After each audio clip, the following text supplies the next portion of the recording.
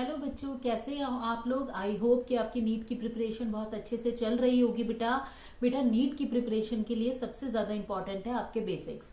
अगर आपके basics clear नहीं हैं तो आप नीट को अच्छी तरीके से नहीं कर पाओगे और उसको क्रैक करने में आपको बहुत ही ज़्यादा मुश्किल होगी।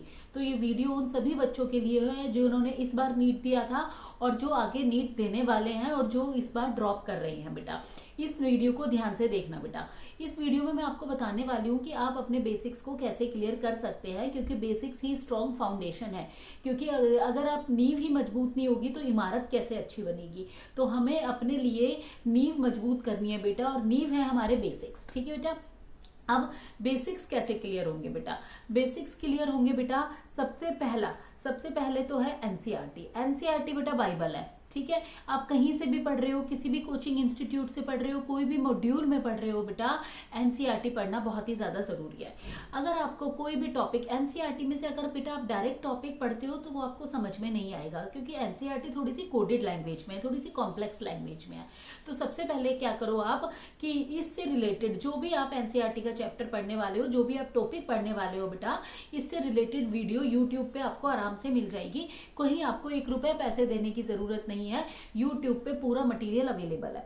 तो सबसे पहले बेटा यूट्यूब पे आप उस वीडियो को देखो, उस टॉपिक से रिलेटेड वीडियो को देखो। उसके बाद बेटा आप एनसीईआरटी पढ़ो। ठीक है, उसके बाद उससे रिलेटेड आप क्वेश्चंस को प्रैक्टिस करो। तो सबसे इंपॉर्टेंट चीज क्या है, बेसिक्स क्लियर करना। और बेसिक क्लियर तभी होंगे जब आप चैप्टर के क्रक्स को समझोगे, उसकी फाउंडेशन को समझोगे, आखिर वो चैप्टर में बताना क्या चाह रही है। दूसरा पॉइंट क्या है बेटा, दूसरा पॉइंट है कि इंटर रिलेटेड चैप्टर्स जो होते हैं उनको एक साथ पढ़ो। जैसे कि +1 के अंदर या +2 के अंदर काफी सारे चैप्टर्स हैं जो कि इंटर रिलेटेड है। जैसे मैं बताती हूँ, रिप्रोडक्शन इन ऑर्गेनिज्म है, ह्यूमन रिप्रोडक्शन है, रिप्रोडक्टिव हेल्थ है। ये बायोलॉजी की अगर हम बात करें तो ये जो तीनों चैप्टर हैं ये एक ही कॉन्सेप्ट पे बेस्ड है। इनका जो बेसिक क्रक्स है वो सेम है। तो इन तीनों चैप्टर को आप एक साथ पढ़ो। आपको लाइन वाइज पढ़ने की जरूरत नहीं है कि ये पहला चैप्टर है तो मुझे यही पहले पढ़ना है और ये सेकंड है, ये लास्ट है तो मुझे ये लास्ट पढ़ना है। नहीं बेटा, जो कॉमन बेसिक शेयर करते हैं, जिनका इंटेंट कॉमन है, आप उन चैप्टर्स को पहले पढ़ो। इसके बाद भी बेटा क्या होता है कि कई जो टॉपिक्स होते हैं, आपने यूट्यूब वीडियो भी देख लिया है बेटा, आपने एनसीईआरटी भी पढ़ ली है, तब भी आपको वो टॉपिक समझ में नहीं आ रहा है। ठीक है, तो इसके लिए आप क्या करोगे बेटा, इसके लिए उस टॉपिक से, पर्टिकुलर टॉपिक से रिलेटेड जितने भी रियल लाइफ के एग्जाम्पल्स हैं, जितने भी रियल लाइफ के एग्जाम्पल है, रिलेट करते हुए उस टॉपिक को करो। तो वो टॉपिक जो आपको बिल्कुल समझ में नहीं आ रहा है वो स्ट्रेट आपके दिमाग में घुस जाएगा। तो जो भी बच्चा प्रिपरेशन कर रहा है, चाहे वो 2023 के लिए कर रहा हो, चाहे 24 के लिए कर रहा हो, या किसी के पास कम टाइम हो, 1 साल है, 2 साल है, बेटा यही एक एग्जैक्ट मेथड है जिससे आप नंबर ला पाओगे। सबसे इंपॉर्टेंट चीज जो आपको कभी नहीं भूलनी है, प्रिपेयर योर ओन नोट्स। ठीक है, ऐसा क्या होता है बेटा, देखो मैं आपको बताती हूँ कि हम लोगों ने फ्लैट लिया। ठीक है, अब फ्लैट में हमने जाके बस अपना इंटीरियर कराया। अब क्या है, बिल्डर ने अपने हिसाब से फ्लैट बनाया और हमने जाके बस उसको इंटीरियर कराया। जब हम फ्लैट में रहने लगते हैं, कोई भी बनी बनाई चीज हम लेते हैं, जब हम उसमें रहने लगते हैं तो हमें बहुत सारी प्रॉब्लम आती है। यहाँ लीकेज की प्रॉब्लम आ रही है, यहाँ पर उसने मटेरियल कम यूज किया है, यहाँ पर उसने ये चीज ढंग से नहीं किया, तो बहुत सारी प्रॉब्लम आती है। लेकिन जब हम जमीन खरीद कर खुद अपना घर बनाते हैं तो उसके अंदर हम इन सारी बेसिक चीजों का ध्यान रखते हैं। हम अपनी चीजों का ध्यान रखते हैं कि हमें कौन सा मटेरियल यूज करना है, कहाँ पे हमें पिलर देना है, कहाँ पर हमें किस तरीके से चीज यूज करनी है, और वो घर आपका हमेशा ज्यादा स्ट्रांग होता है एज कंपेयर टू बने बनाए फ्लैट्स।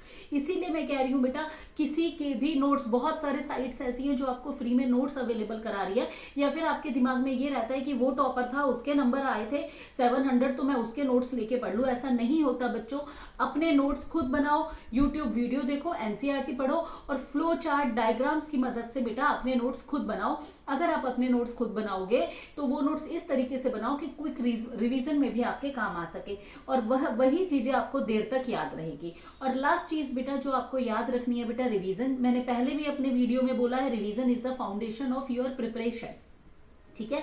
तो लास्ट डे, वीक का लास्ट डे आपको ऐसा रखना है बेटा जहां आप रिवीजन करो। मान लो संडे आपने रखा है, तो संडे में अपनी तीनों सब्जेक्ट में जितना 6 दिन में पढ़ा है तो बस आपको रिवाइज करना है। कैसे रिवाइज करना है बेटा?